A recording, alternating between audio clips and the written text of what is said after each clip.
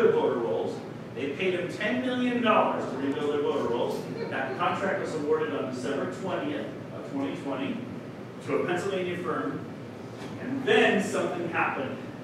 3 days later, that firm got bought by Zuckerberg. That was my moment that I got red pilled. And that's when it finally dawned on me. I just gave them all the evidence, and they just threw it all away. They're covering the whole thing up. And I was so mad. And I thought I was mad at them, but I think I was really more mad at myself because I was being so naive and so stupid to think that if I actually give them evidence, they'll actually fix the problem. And I thought, they're Republicans. Their guy lost. Don't they want to fix this problem? And so I was pretty mad. And so I didn't talk to them for about a week. So then I downloaded all the data from Florida, and I ran my algorithms on Florida, and I found all the same stuff going on there. North Carolina, the same. Ohio. I started going, what in the heck? I had no idea. So I flew down to Florida. I met with the Secretary of State office. I went into the DeSantis office with his convention team. Went down to Mar-a-Lago. Didn't meet the president yet, but I spoke to him. All this time, I'm thinking I'm going to Republican states. They want their guy to win. And I'm thinking, this is how I'm going to save the country. Because their guy lost. Don't they want to challenge the integrity of the election? Not a one of them would make a beat. Not a one of them. Not a one of them. And you think, I know you're from the free state of Florida, but I'm not a fan of DeSantis. He tried to shut down your state, you know. The legislature just wouldn't let him. It's the same way in South Dakota. Christy Young wanted to shut the state down too, but her legislature wouldn't let her. But these politicians are smart. They take credit for it, even though they were for the other side. Yeah, they're pretty smart about things like this. Politicians are smart guys. But anyway, that's kind of a long story, but I needed you to understand that it's not what you think. You think the Republicans are the good guys. No, there isn't one good legislature in the country. But anyway, so when the Supreme Court rejected our 4 cases at the end of February, I was devastated. I thought it was saving the country. Kathy Burnett called me and says, I give up. Thanks for volunteering, but you know they're not going to do anything. But last week I was at CPAC, and I met Mr. Lindell, and he's all excited about election fraud, and I'll introduce you to him. So I got to go on and do a 4-hour Zoom with a bunch of attorneys. You heard all of them, you know, Sidney Powell, Giuliani, all those guys. I showed them all my evidence. They loved it. Next day, Mr. Lindell flew me down to a studio in Memphis, and we filmed this movie called Scientific Proof. It's a 1-hour-long movie, and it talks about my math. And I was pretty excited that, you know, finally the word's going to get out, and everybody's going to know that the election was corrupted, right? He had all this electronic evidence because Space Force had been launched by President Trump, and all the elections were monitored. I don't know if you knew that. You know, Obama declared elections critical infrastructure, which is what gives CISA.gov, look it up, CISA gives them authorization to track everything going on in every aspect of your election. And since your machines are all online, it makes it easy to monitor everything, and that's what they're doing. But guess what? We have those recordings too, because Mr. Trump and Mr. Lindell are good buds. So anyway, this movie, the good thing about that is that it shows that it's like impossible that our elections are real. The bad thing about it is you got to know a little math to get the gist of it. And so we were, though, convinced at that time that if we could go to the Supreme Court and show them the evidence, that would be it. Mr. Lindell, you know how he talks. It'll be absolutely nice. We'll show them the evidence, and we'll have Trump back in office by August. That's the way he talks, right? He's definitely a salesman.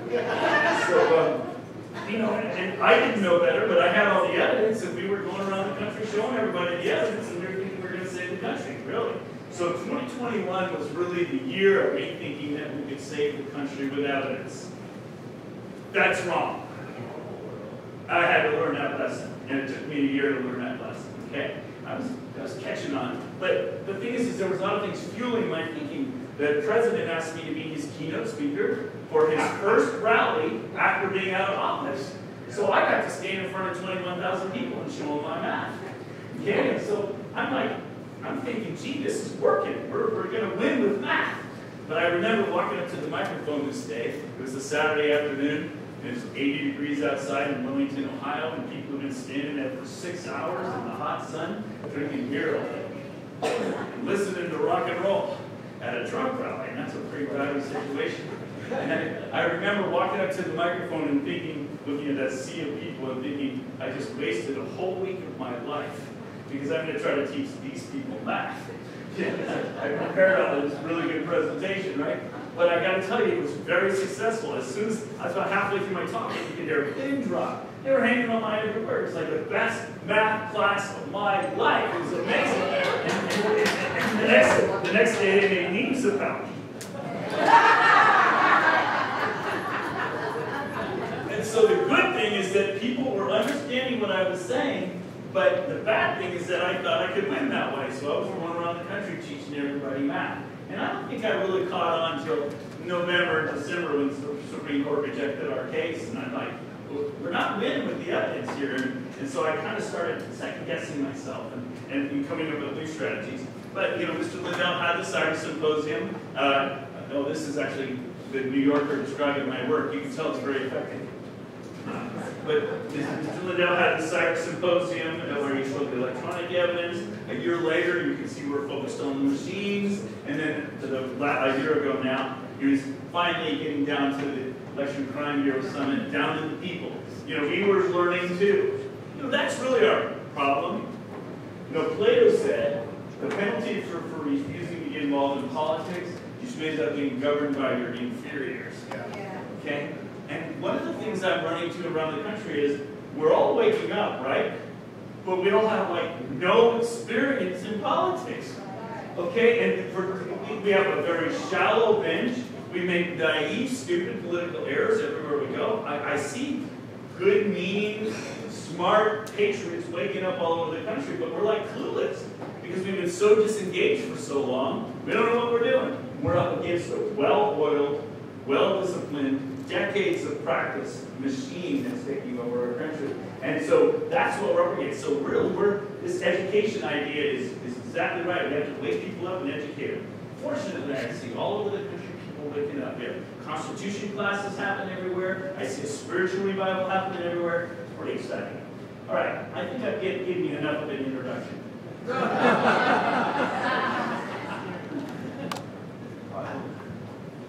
This clock isn't working. It's not working, so I don't know how much time I have.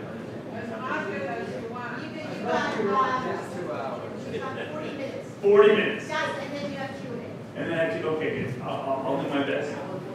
So one of the things I try to do is I try to tell you enough about me so you understand the kind of guy I am, the kind of math I did and whatnot. And then I wanted to bring you through my process of growth where I moved from thinking that I could win from the top down to now understanding that I have to win from the bottom up. Thanks, brother. Good. I got 3 more hours. That's awesome. Okay, so here's the problem. You're going to pay me later. Here's the problem. It's not just California. In every state in the country, our elections are now centrally controlled by the state. And really, NPRA, which was mentioned earlier by John Matthews, was the beginning of the end. That's when the federal government started giving grants to states to set up automatic registration of the people. Which, when you think about it, that just automatically starts inflating your voter roll, giving you names that are not real voters. Then along came CAVA, 2002. That's when the government said, oh, and by the way, we don't want any more hanging chads. So we want all you guys to start using machines. And all the states said, well, we're not going to pay for that. And the federal government said, oh, no worries, we'll pay for it. But you have to comply with these certain standards if you take the machines. And all we really did, basically, is wire up our entire election nationally. And it's kind of migrated by 2012, 2014. Just about every state was already centrally controlled. Now you guys are fully, it was like it was incremental over that time. And now your local clerks aren't even in control. It's completely centrally controlled by the state in every state. That's the real problem that we're up against now. So that's where we're up. Let me just give you a couple of examples so you understand. And these are not random examples. I'm teaching you other important ideas along the way. So I got to speak to Speaker Voss, the Speaker of the House of Wisconsin. It was me, Sean Smith, and John Eastman. You know who he is, right? Yeah. I'm reading the story. It's a good connection to him. Well, My job was to summarize the fraud that we found so far in Wisconsin. It was Sean's job to show how hackable the machines were. He's a retired Air Force colonel, retired from the Pentagon. He was in charge of Air Force cybersecurity stuff. And then John Eastman was there to say, now that you know that your elections aren't secure, you have all this fraud, here is your constitutional power. As head of the Speaker of the House, this is what you need to do now. That's why we were there. And I was about halfway through my part of the talk, and Speaker Voss interrupted me. He says, Dr. Frank, he says, I just don't think we have as much fraud as you say we have. He said, why do you say that? He says, because we did recounts in our 3 largest counties. I said, recounts? I said, sir, it doesn't matter how many times you count the cash in the register. What matters is how many of the bills are counterfeit. Think about those 200,000 ballots from New York to Pennsylvania. You can count it by machine, you can count it by hand, you can recount them as many times as you want. The problem is everybody thinks that the way you audit an election, the way you audit an election is by auditing the machines. Wrong. You need to audit the voters. Did every ballot you count come from the voter you think it came from? And that harkens back now to what I started with you. You're mailing ballots to all these people who are not real voters. You're flooding, you're littering the pavement, literally, with ballots. And those ballots are going to be scraped up by homeless people, they're going to be scraped up by drug addicts, and single moms, and people that need money because those have cash value, and they're going to be bringing them to the NGOs who also get paid to do this. And so you're basically giving away your election by mailing the ballots out. You need to vote in person. That's the only way to protect your ballot. A lot of times people say, well, I turned my ballot in and I went online and it says they counted my ballot. Well, how do you know they counted your ballot? I'm a programmer. I can make that say anything I want to. Okay? That doesn't mean diddly. So the problem is we're a little naive. We trust too much. We have to be a little more skeptical, a little less trusting, and that's the situation we're in. Now, that made public news, by the way, after my meeting with Speaker Voss. It was supposed to be a secret meeting, but somehow it leaked out, and 10 television stations were there waiting for him, and they cornered him against the wall, and it was like, she gets it. They cornered him, and they were peppering him with questions because the election denier was in town. And they were like, okay, what happened? He admitted online, in front on TV, that there was widespread fraud in the state of Wisconsin, more than the margins in the election. Okay? That's 2 states now that I've told you that it's actually officially conceded that there were huge problems in the election. The Secretary of State of Pennsylvania acknowledges that 765,000. So this is not, I've now told you 2 states where there's knowledge, publicly acknowledged fraud, but you don't hear about that in the media either. It's because when you listen to Fox, when you listen to the mainstream media, you're getting propaganda. You're not getting the real news. And so that's all another thing. So if you want to listen to the real news, listen to Mike Lindell's report. Weeknights at 6 o'clock, 7 o'clock now, 7 Central. And Mike is the only guy I ever met that can talk more than me. And he can hardly wait to tell to you every night and to tell you what's going on around the country. Frank's speech. Frank's speech. That's right. And so it's Frank's speech, 7 o'clock Central Time. So I gave him a little ad, but I taught you a bunch of things with that story too. I'm going to teach you another thing. So here, this is what I testified before the legislature in December of 2021. And I spent 3 days doing this. I went to every county in Wisconsin and downloaded how many people were in their voter rolls every month since 2009, all the way up to where I testified in December of 2021. And I graphed it, these are the 3 largest counties. And so I'm going to walk you through this. So this is on a percent scale because they're different sizes and I want you to see the same shape. So this is the calendar from 2009 up to 2022. And so what happens right before the 2012 election, you notice how the voter rolls suddenly surged. Okay? And by the way, how much did it surge? Oh, about 10%, maybe 15%. What did I say the surge was in the Pennsylvania example I gave you? 50,000 out of 500,000. It's a 10% surge, yes? Okay. So there's about a 10% surge right before the election. Those people vote, and then they check them out. And then here's the midterm election, not as severe. And then here we go in 2016, they fill the rolls right back up again. And then after the election, they remove 25% of the people from the voter rolls, and their voter rolls are completely full again for 2020. So Speaker Voss was there, and I asked him, I said, how do you account for this, Speaker Voss? And he said, oh, those 3 counties, those big counties, they have a lot of turnover. 25% turnover in 4 years, that's pretty big turnover. I said, besides, let's look at all your counties. Every county. Wow. Okay? Wow. Thank you for that. And when I showed this to the legislature, it made the cover of all the newspapers the next day across the state because they were being told something. Same thing you're being told. Oh, we can't have widespread fraud in our state because every county runs their own election. Does this look to you like every county is running their own election? No, and neither are your clerks. You call them ROVs. They're different in every state, but your election official, they're not in control. And that's the same. And just so you know, you're not the only one, but they're not the only one. Here's Wyoming, the most conservative in the country. 8 out of 9 people are registered Republican. They voted 3-1 for Trump. They're MAGA'd out. Here are their 3 largest counties, and I'll show you these data on an absolute scale. And I was doing this a year ago, January, I was walking through the state showing the county clerks, they had no idea this was happening to them. You know why?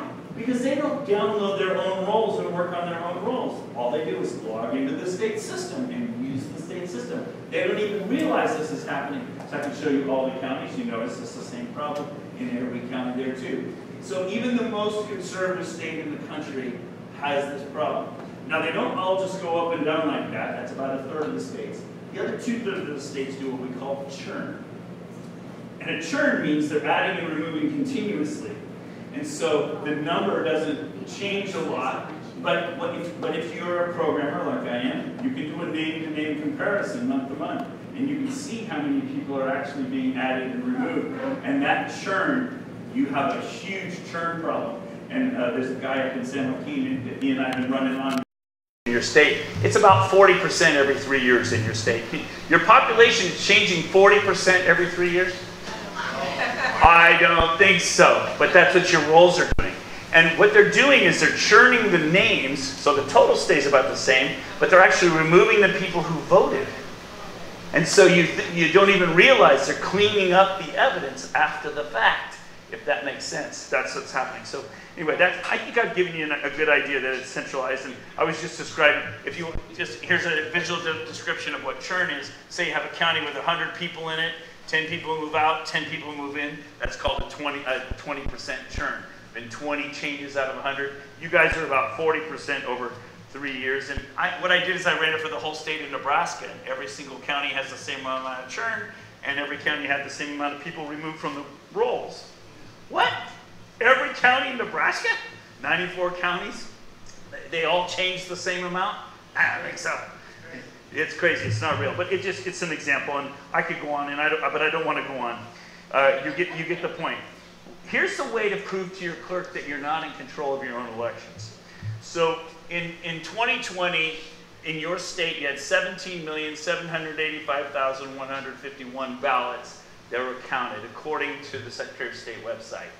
Well, if you download a copy of the voter rolls from the Secretary of State and count them up, how many people voted, it's only 17,070,000. In other words, you don't know who 714,000 of your voters are. Neither does your clerk or your ROV. In LA, for 2020, you had 4,338,000 on the official report. Where does the Secretary of State get that number? From your ROV. This is your ROV reporting to the Secretary of State how many ballots were counted.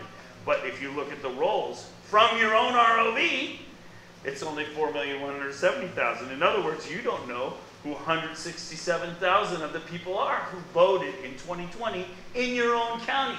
And neither does your ROV. They should know, but they don't. And the point I'm making is, you're not in control. So much so, you don't even know who's voting in your own election. How can you even begin to audit your election when you don't even know who your own voters are, who actually voted? See the problem?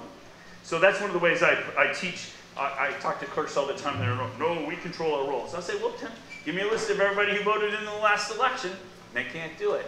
And then when the number comes out low all the time. And I say, well, where are the rest of them? Oh, that's normal, Dr. Frank. What do you mean that's normal? They say, well, we remove people who die. We meet people who move away. We always clean up the rolls afterwards. And I'm like, no. These are people who voted. These are people who voted that you're taking out. And then you can see the clerks kind of, they go, yeah, you're right. And they kind of fritz out a little bit. You can see the brain shorting out a little bit when you do that. But anyway, you get the point. I think I've done pretty good on that. All right, let's look at your county real quick. And then I'm going to show you the solution. Because right now I've just been kind of showing you what the problem is. But if you don't know what the problem is, you don't understand the solution. So we got to know what the problem is. So here's your county. This is from 1980. This is your voting age population. Looks like in 1980 you had about 6 million people here of voting age. It peaked right around 2016, and now you're losing population. So LA County is actually shrinking right now, and the whole state is actually shrinking. Yeah. It's not just you. It's kind of a shame. My aunt is a famous accountant, and she used to live in Beverly Hills, and so you can imagine all her clients were, right? And between 2000 and 2004, half of our clients left California and they went somewhere else. And she told me, she's been monitoring the statistics for the state, 10% of the wealth in California left during that time. You lost 10% of the wealth of California just in those 4 years. And she knows these numbers, right? So she followed all her wealthy clients over to Vegas. So that's where she lives now. But I'm just telling you, these numbers are real. All right, so this is your voting age population, and this is in your voter rolls right here. This is right from the Secretary of State every 2 years, how many people are in your voter rolls. And I just think it's really interesting that right here something dramatically changed. You see that? There's like an inflection point right there. So it was going along kind of tracking, and then suddenly it started climbing faster than your population. You see that? If I do the little comparison. Okay, and these are right from the Secretary of State website, so this is not me making anything up, I'm just showing you your data. But if I compare the trend, you got about 1.8 million more people registered than is justified by your population trend. That's about 45% more people in your rolls than justified. So, but when I say 1.8 million, that's just a back of the envelope calculation, right? What was it proven in court?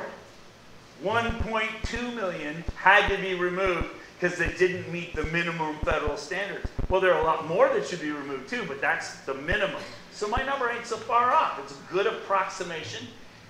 But I don't think half of the people in your rolls don't belong there. It's only about a third. But you get the point, yeah. When did voter kick in then? Voter is 1993 back here. But this is when VoteCal began really kicking in, and you began automatically registering people to vote all around the state. I'm going to show you one more thing, and then you're going to freak out. Okay. Okay. Yeah. So I'm going to answer your question. Yeah, so this is a voting age population. This is who's in the rolls in your county. And this is who voted every election. So presidential, midterm, because people vote more in the presidential elections, right?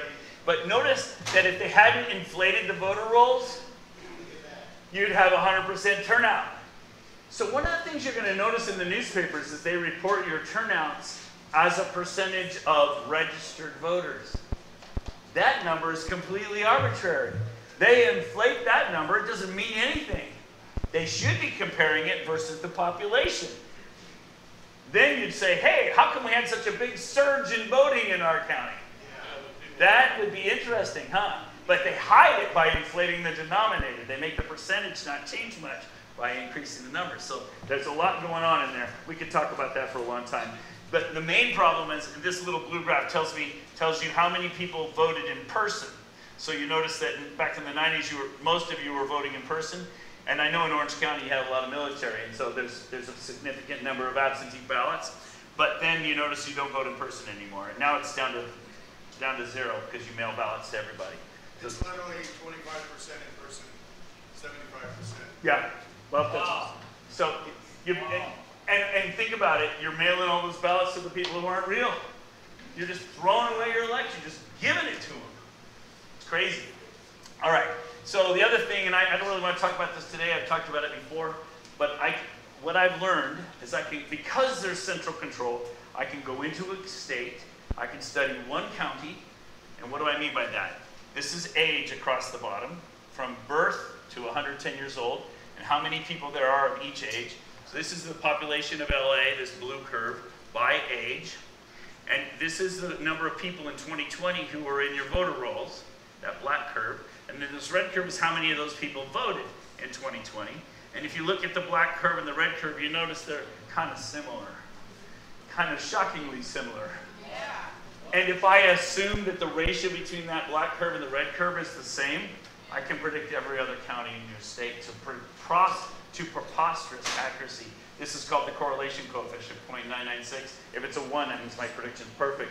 But even worse than that, I can predict every one of your precincts. The red curve is who voted in this precinct. I just do it in alphabetical order to give you a couple examples.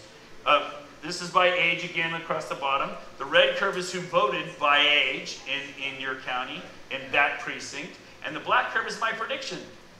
You don't even need to hold an election. I can tell you how many people of every party even, and I can spend time, I could show you all these. I've done by party, I've done it by precinct, I've analyzed it like craziness. I can predict everything. How can I predict everything? Because it's not real. It's being manipulated, and that's the problem. So that ain't natural, buddy. All right. Let me show you one more graph, and then I'll jump to the solution, because that's a perfect amount of time. I showed. Good news. Yes, exactly. So this is the number of people registered to vote in all California counties, and you notice you're the biggest, so you stick out. And it's hard to see the small counties because you're so big. So what I'm going to do is I'm going to put them all on the same scale. It's called normalizing. I'm going to put them on a percent scale so you can see all the shapes of them, and I'm getting to your question here, all at the same time. And this is what Urson showed. You'll notice that your registration in every county used to be random. But something interesting happened right here. And now, zoom, they all started shooting up. What is that? That is when you went to VoteCal and when you allowed the DMV to start putting people in. And so, did every county suddenly grow? No, we already know the population's dropping off. So every county except one, Modoc, they have 600 voters in Modoc. So that's a serious issue there, I guess. But you know what? I should pause there. If you have a small precinct with only 1,000 people, you could be like Modoc. You could have clean voter rolls in every precinct, because that's what the precinct committeeman's job and committeewoman's job is to keep their precincts clean. That's the way we used to run our elections, locally, with local control and local responsibility for the rolls. We have to get back to that, and we've gotten lazy. We're the problem. We're the problem. So that's registration. I can do the same thing with voting, and Urson showed you this graph, but I'm kind of walking you into it. This is every county. Notice that, presidential midterm, from 1990 up to present. And by the way, do you see this in your county, this 2018? Ridiculously high midterm turnout? Everybody always thinks, well, Dr. Frank, all this stuff is in 2020. That's a COVID year. What's your excuse for 2018? Ain't no excuse. You are inflating the rolls. And I like the way Seth Keshel puts it. He says that was them raising the floor so that when they stuffed the ballots in 2020, it wouldn't feel like such a big jump. It's a new normal. And that's in every state in the country, by the way. Every state in the country. Sorry? They did it. They raised it up in 2018 so it not explode so big in 2020. That's what Seth thinks, yes. And I think he's right. So suspicious. Yes, exactly. Now, you can't see the small counties on this scale nearly as well, so I'm going to do the same thing. I'm going to normalize it. I'm going to put them all on the same scale, and so you can see that as a percentage. And you'll notice that the voting in every county used to be random. But notice, you can see it starting to unify here. That's when we added the electronic machines in 2002, Hava. And this is VoteCal. You kicked VoteCal in right here. And now, that's why I can study one county and predict all the rest. Because they're all voting exactly in sync. That tells you that's a way to show you that's the central control that's the problem. So I think I've made that clear. How is all this possible? Of course, it's the machine's stupid. And And it's not just, you know, people think it's that machine you put a ballot through. That's only one of about a dozen machines. I could spend a whole day describing all the machines. The problem is that it's all network systems, a whole bunch of systems. How do you register people to vote? How do you mail out ballots? How do you receive ballots? How do you process ballots? I could tell you stories for hours, but it's boring. You just need to get rid of all of that. You need to vote Amish. All paper, no machines. Okay, and this is my daughter, Nellie. She's 26.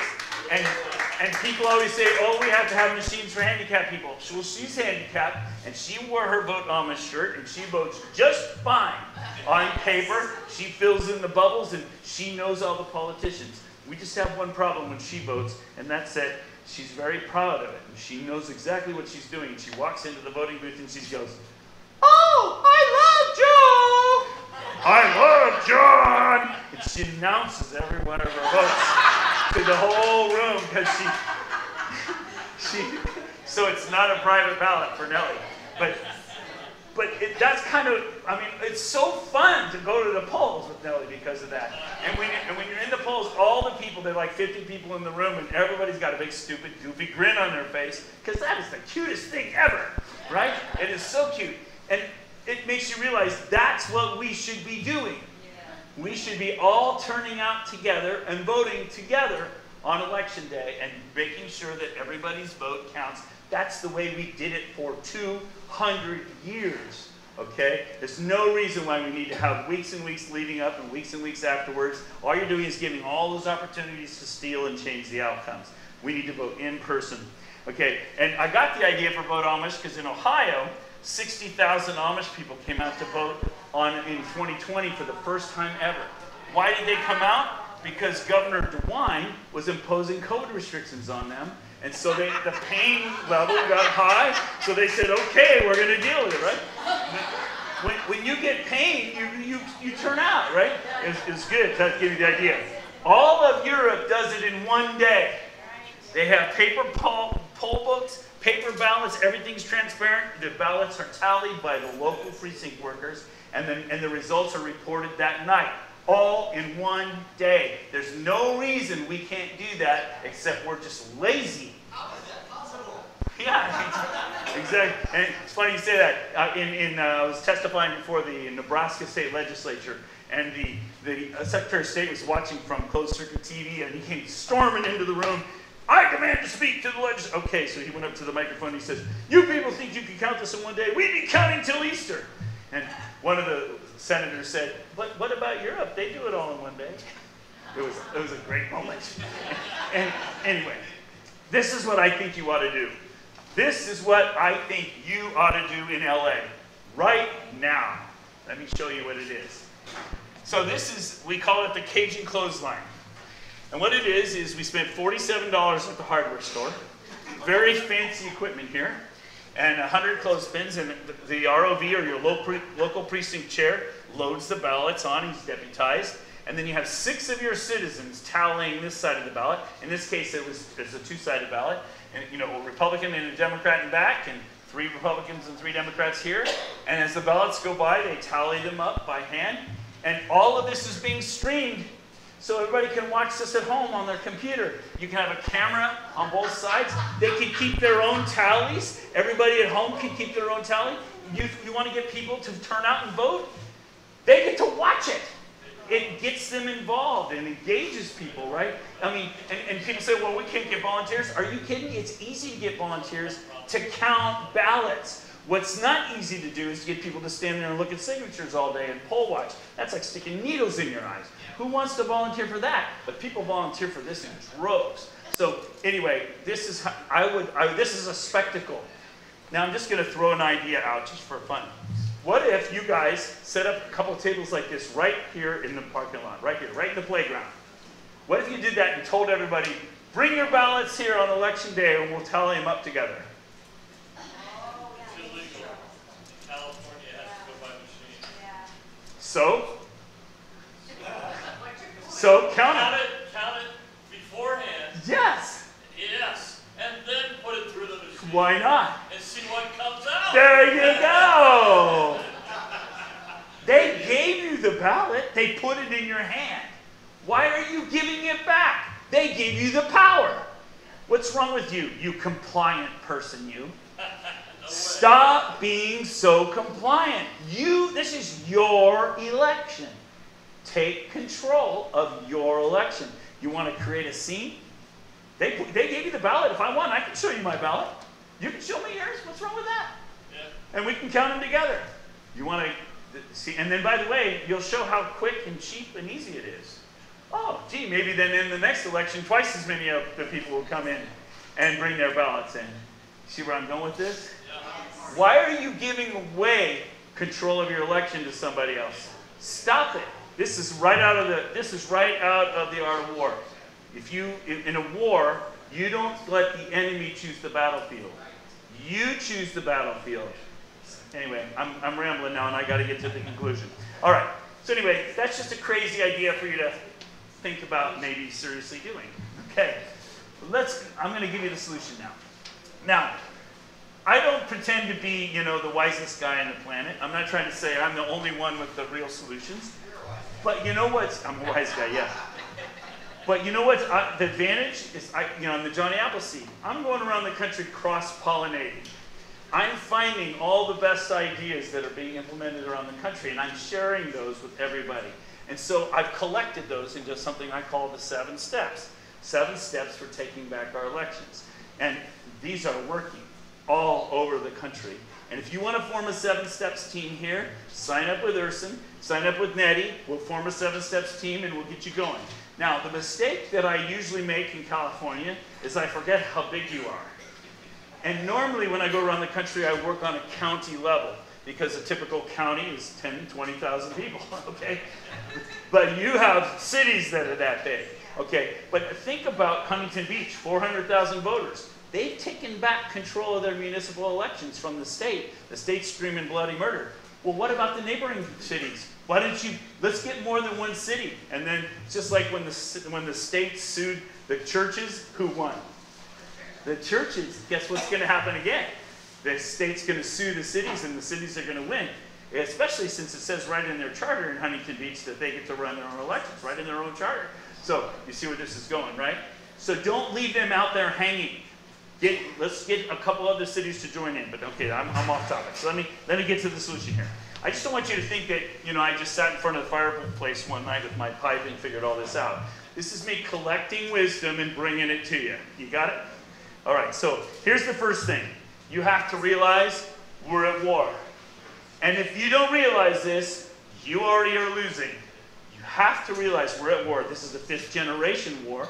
They're taking over our country right out from underneath us without firing a shot. That's what's happening to us. General Flynn's been telling us that for decades. What does he do for a living? He was the Defense Intelligence Agency. He took over other countries. And how did he do it? From the bottom up. Because he knows how to do that. And that's our solutions from the bottom up. By the way, he has a new movie out. If you haven't seen it, I urge you to watch this movie. I urge you to watch this movie. You give him $5 to watch his movie online, please do. It's worth every penny. He needs the money anyway. But the point is, that will connect so many dots for you about what's going on right now. It's an amazing movie. Anyway, so my daughter, my family and I watched it, so I took a picture of us, and she gave it thumbs up. So that's the movie review. It's worth seeing. Okay. But anyway, his solution to the problem is local action. Local action is national impact. And he knows from years of experience taking over other countries, that's the solution. Okay? Or another Army intelligence officer, John Mills, he says, secure your county and the nation will follow. I would change that in LA County. I'd say secure your city and the nation and the county will follow.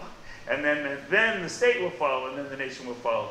Because you're a little bit different here. You're pretty big. I'll quote one of my favorite super moms who's been out to California a couple times talking to you guys. Tony Shoup from Pennsylvania. I love her to death. She said education is key, but the fix is local. So we're doing education, but the fix is local. You people are the fix. All right, and then this is hearkening to my friend Trevor Loudon here. Yuri Bezmenov, who defected 40 years ago from Russia, came here and laid the whole plan out. And he told us exactly what our country was going to be like 40 years ago. and he's eerily accurate, which is because we are in a 5th generation war, and they're just ticking off the boxes. And since Trevor's here, and I've been doing this all over the country, by the way, Trevor, giving you this little pitch. Last time I heard him speak, he says we're 80% of the way through our Marxist revolution. That's him doing the checklist and doing it rigorously. So if you don't realize that's happening, you're not in the war. You're not fighting the right battles. You know, and I understand, like, for example, there are women, I love these super moms that are like all hyped up about what's in your libraries, you know, and the pornography. I totally agree with that fight. That's a great fight. But guess what? That's downstream from your elections. The reason you're in that mess is because you have a crappy school board. And you have a scrappy school board. A crappy school board. That's a good one. I'm going to remember that one. You have a crappy school board because you have crappy elections. Okay, and you need to address that. Okay, so anyway, so I've been studying war. I already mentioned that to you. All right. So what are our weapons in this war? Our weapons in this war, right, so far, are not guns. They're the Constitution. And I love this gal, Chris Ann Hall. She's awesome. She wrote a book a few years ago called Sovereign Duty. And I love the point she makes in this book. First point she makes is, we're the sovereigns. Our Constitution made us the kings. We didn't want to have kings anymore. We set it up so that we're the kings. You're the kings. You're the government, not somebody else. But we forgot. We've been letting other people make all the decisions. No, we're the decision makers. The second principle is duty. And if you think about it, every one of the God-given natural rights enumerated in the Constitution, every one of those is actually a duty. So like, for example, the Second Amendment says you have a right to keep and bear arms. No, it's your duty to maintain a well-regulated militia. That's why you have to have guns, because you have a duty to maintain a well-regulated militia. By the way, how's your militia here? You better have one. You better have one, because everybody I talk to who knows what's going on, there's going to be violence after the election. And if you don't have a militia, how are you going to defend yourself? How are you going to protect your family? How are you going to protect your community? Who was it? Was it you or was it you, Trevor? One of the two of you said you have 3 or 4 friends in your neighborhood today. Wasn't that today? Was that you? You need to have people in your neighborhood. In February, I was walking out the door of my house, and somebody had taped a sign to my door, like an 8.5 by 11 sheet of paper, no letterhead or anything, that said, "In case of emergency, we're all meeting at the Veterans Memorial Park. Bring your guns." And 2 sentences, right? So at least I know where it is. Okay, I wouldn't call that very well regulated, but I know where everybody's going to be when it all comes down, right? And so I'll be taking my AR down there, right? Because you know, I live out in the country and I got all that stuff, and I'm pretty good at least I used to have it all, but I lost it all in a boating accident. So all my ammo too. It was really devastating. All right. So anyway, you got the point. So my strategy is not a legal strategy. I know I don't oppose lawsuits, but they're not going to get us there in time. And I don't oppose legislative action. I've been writing laws all over the country with legislators, but most of them don't even get out of committee. So you're not going to win. I don't think we're going to win that way. So my strategy is a we the people strategy, and I want to teach you a couple of ideas. My biggest opposition has been the GOP, because they want to harvest ballots. They think they can overwhelm that 30% credit line by scraping up 2 or 3% more ballots. Think about that. They think they can overcome a 30% credit line by scraping up 2 or 3 more % by harvesting ballots.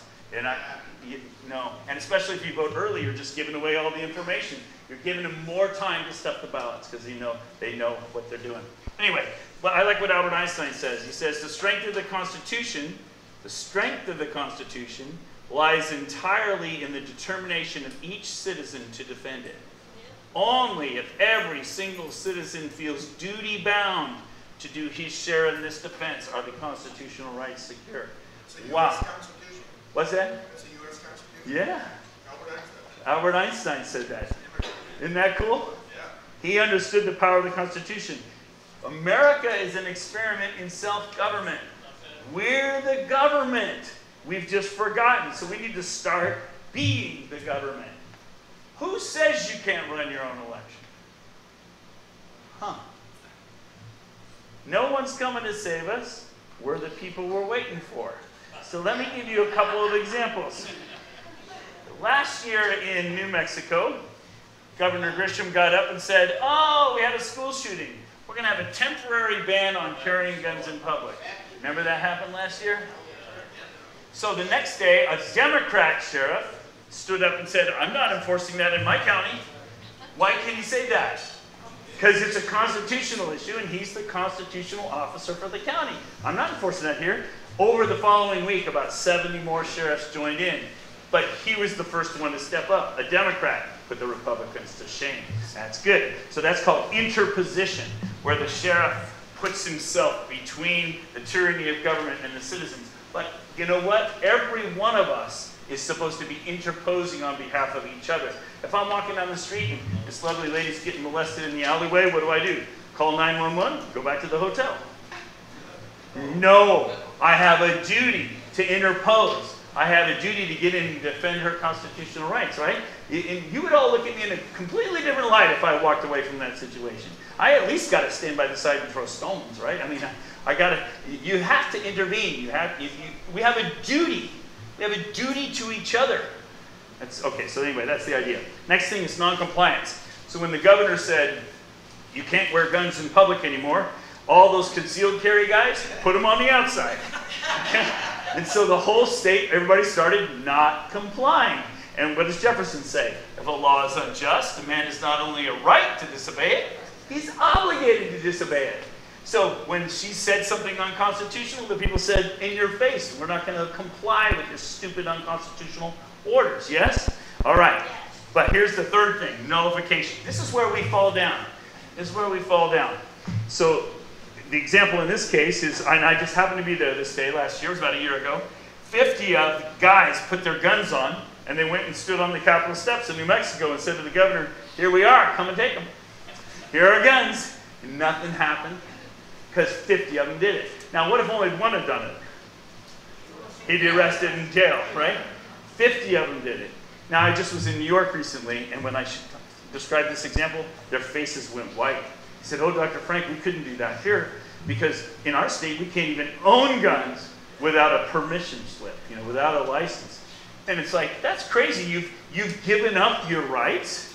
I said, what if 50 of you went and stood on the Capitol steps with your guns? Oh, they'd arrest us all. I said, what if 100 of you went out there and put your guns on and did a demonstration on the steps? They said, oh, they'd send out twice as many police and arrest all of us. So I said, what if 1,000 of you went, put on guns and stood on the Capitol steps? What would happen? And the room was silent. And somebody said, well, that might work. Okay. You have an obligation to nullify any law that is an unconstitutional law. And they have rolled over for so long and given up so many of their rights steadily and incrementally that now they have to incrementally get them back again. Do not ever give up your constitutional rights for any reason, ever. Not even for 2 weeks to flatten the curve. You never give up your constitutional rights. In fact, in an emergency, you need them more than ever. That's when you keep them. So anyway, one more example and then I can wrap this up. I'm going to finish on time. Good. So, in a little town called Truth or Consequences, New Mexico, there was this little Baptist church. And during COVID, the governor said, we're shutting down all the churches because they're non-essential. If your church shut down, maybe it's non-essential. And so maybe you might want, now, I forgive you, because a lot of us made mistakes. Never again. Never again will you allow the government to shut your churches down. That's number 1 in the Bill of Rights, right? First Amendment, religion. It's right there. It's right, the very first one. So you never give that up. Anyway, so the pastor of this little church